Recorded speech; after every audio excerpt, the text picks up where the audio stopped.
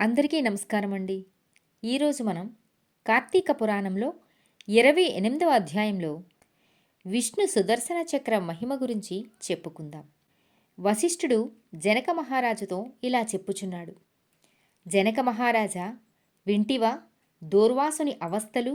తాను ఎంతటి కోపవంతుడైనను వెనుక ముందు ఆలోచింపక ఒక మహాభక్తుని చిత్తశుద్ధిని శంకించినాడు కనుకనే అట్టి ప్రయాసల పాలైనాడు. కావున ఎంతటి గొప్పవారైనను వారు ఆచరించు కార్యములు జాగ్రత్తగా తెలుసుకొనవలెను. అటుల దూర్వాసుడు శ్రీమన్నారాయణుని దగ్గర సెలవు పొంది తనని వెన్నంటి తరుముచున్న విష్ణుచక్రాన్ని చూచి భయపడుతూ తిరిగి మళ్ళీ భూలోకానికి వచ్చి అంబరీషుని దగ్గరికి వెళ్ళి, అంబరీష, ధర్మపాలక, నా తప్పు క్షమించి నన్ను రక్షింపుము. నీకు నాపై గల అనురాగముతో ద్వాదశీ పారాయణమునకు నన్ను ఆహ్వానించితివి. కాని నిన్ను కష్టముల పాలు చేసి వ్రతభంగము చేయించి నీ పుణ్యఫలమును నాశనము చేయతలపెట్టెతిని. కాని నా దుర్బుద్ధి నన్నే వెంటాడి నా ప్రాణములు తీయడానికే సిద్ధమైనది.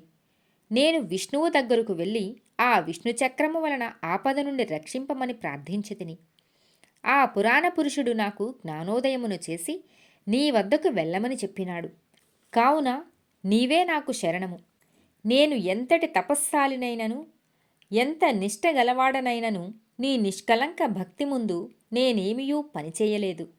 నన్ను ఈ విపత్తు నుండి కాపాడు అని అనేక విధాల ప్రార్థించగా అంబరీషుడు శ్రీమన్నారాయణుని ధ్యానించి, ఓ సుదర్శన చక్రమా, నీకివే నా మనఃపూర్వక వందనములు. ఈ దూర్వాస మహాముని తెలిసియో తెలియకయో తొందరపాటుగా ఈ కష్టములు కొని తెచ్చుకొనినాడు. అయినను ఇతడు బ్రాహ్మణుడు కావున ఈతనిని చంపవద్దు. ఒకవేళ నీ కర్తవ్యమును నిర్వహింపతలచితివా, ముందు నన్ను చంపి తర్వాత ఈ దూర్వాసుని చంపు. నీవు శ్రీమన్నారాయణుని ఆయుధానివి. నేను ఆ శ్రీమన్నారాయణుని భక్తుడను. నాకు శ్రీమన్నారాయణుడు ఇలవేల్పు, దైవము. నీవు శ్రీహరి చేతిలో నుండి అనేక యుద్ధములలో అనేక మంది లోకకంటకులను చంపితివి.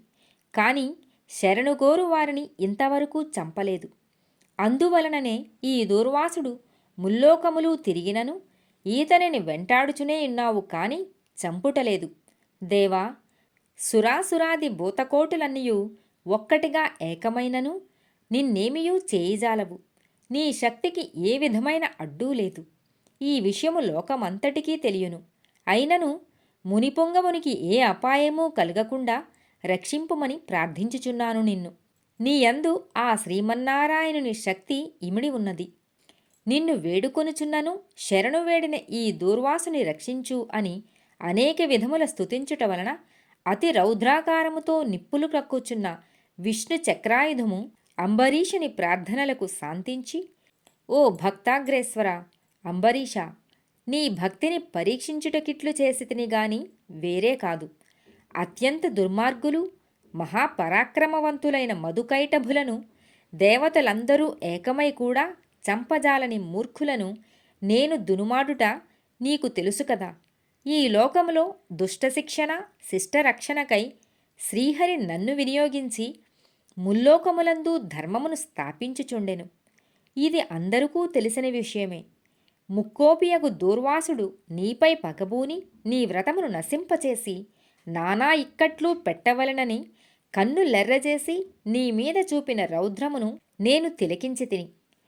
నిరపరాధివగు నిన్ను రక్షించి ఈ ముని గర్వము అణచవలనని తరుముచున్నాను. ఇతడు కూడా సామాన్యుడు కాడు. ఇతడు రుద్రాంశ సంభూతుడు, బ్రహ్మతేజస్సు కలవాడు, మహాతపశ్శాలి.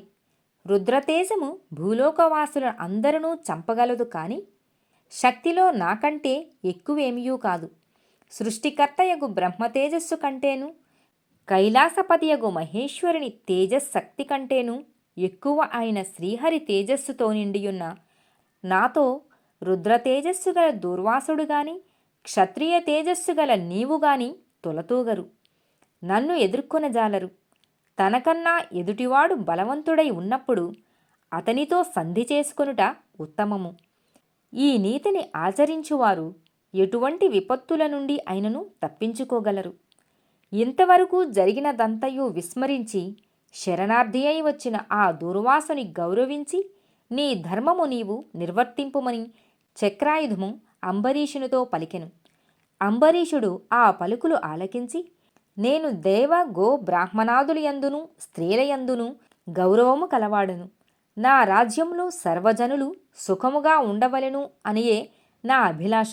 కావున శరణు కోరిన ఈ దూర్వాసుని నన్ను కరుణించి రక్షింపుము. వేల కొలది అగ్నిదేవతలు, కోట్ల కొలది సూర్యమండలములు ఏకమైనను నీ శక్తికి తేజస్సుకు సాటిరావు. నీవు అట్టి తేజోరాశివి. మహావిష్ణువు లోకంలో ఉన్న నిందితులపై, లోకకంటకులపై, దేవ గోబ్రాహ్మణ హింసాదులపై నిన్ను ప్రయోగించి వారిని శిక్షించి తన కుక్షియందున్న 14 లోకములను కంటికి రెప్పవలే కాపాడుచున్నాడు. కావున నీకివే నా మనఃపూర్వక నమస్కృతులు అని పలికి చక్రాయుధము పాదములపై పడెను అంబరీషుడు. అంతట సుదర్శన చక్రము అంబరీషుని లేవదీసి గాఢాలింగనమునర్చి, అంబరీష, నీ నిష్కలంక భక్తికి మెచ్చితిని.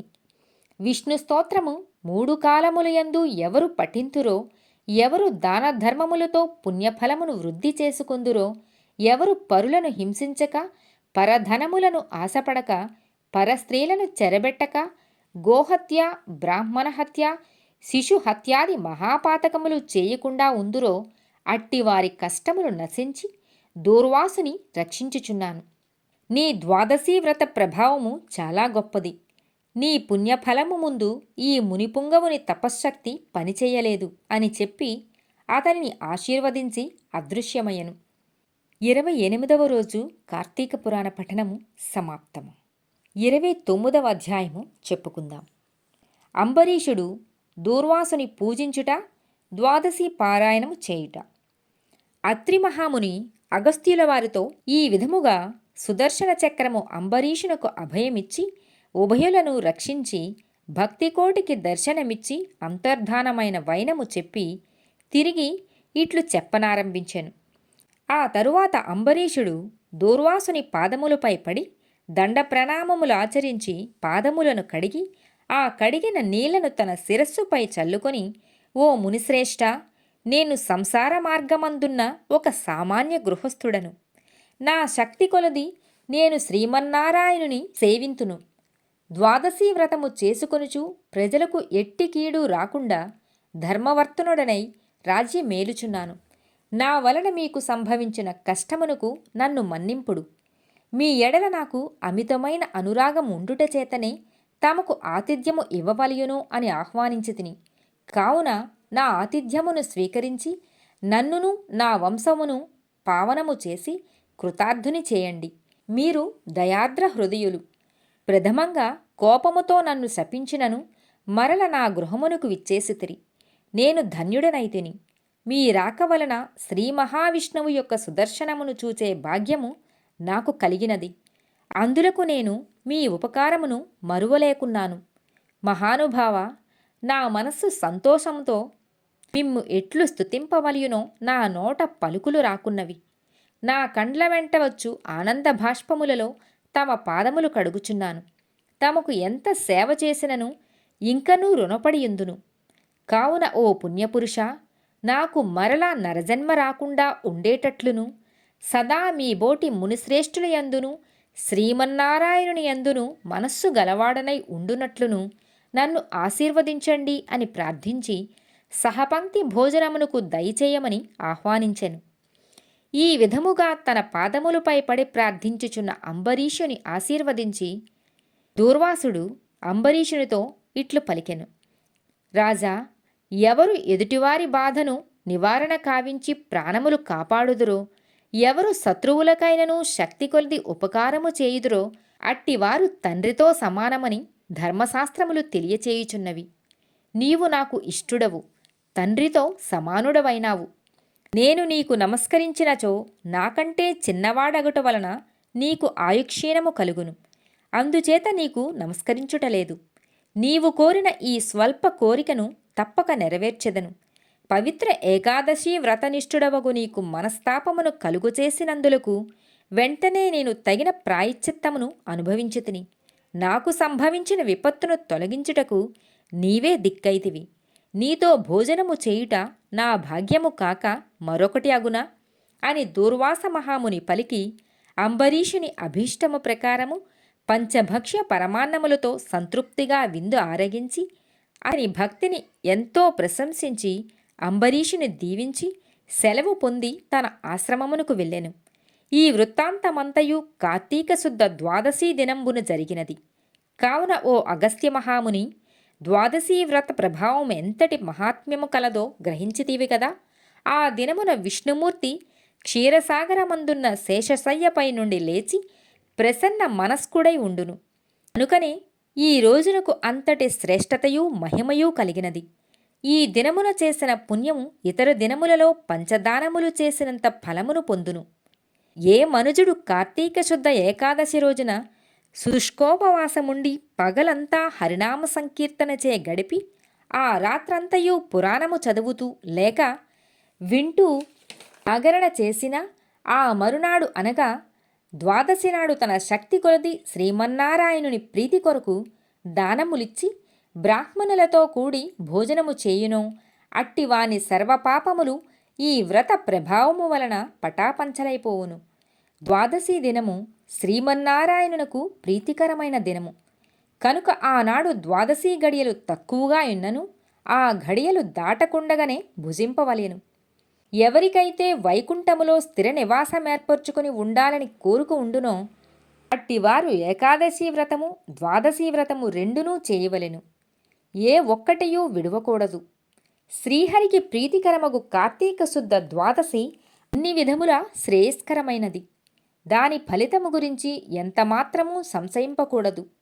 మర్రి చెట్టు విత్తనము చాలా చిన్నది అయినను అదే గొప్ప వృక్షమైన విధముగా కార్తీక మాసములో నియమానుసారముగా చేసిన ఏ కొంచెము పుణ్యమైనను అది అవసాన కాలమున యమదూతల పాలు కానీయక కాపాడును.